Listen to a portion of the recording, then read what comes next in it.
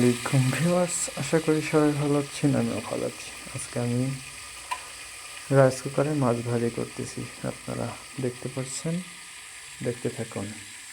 এই দেখেন আমি রাইস কুকারে মাছ ভাজি করি, দেখেন দেখেছেন আমার রাইস কুকারে মাছ ভাজা চলছে।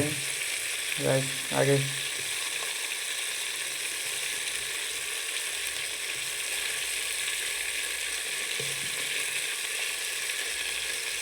আমি যখন প্রথম রাইস কুকারটা কিনে আনি তখন এক মাছ আনছিলাম।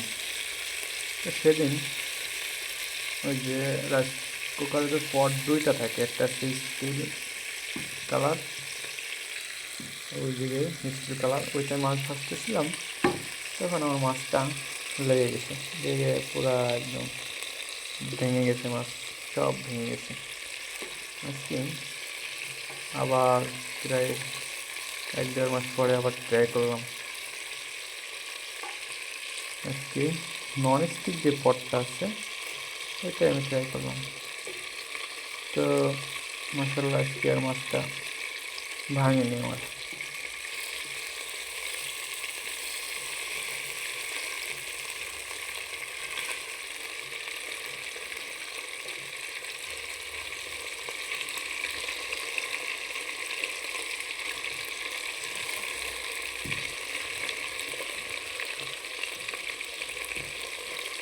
নন স্টিকের জিনিস আসলেই খুব ভালো, মাছ সুন্দরভাবে থাকে,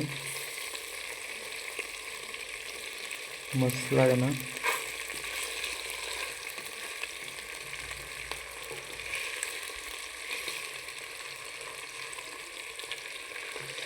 দেখেছেন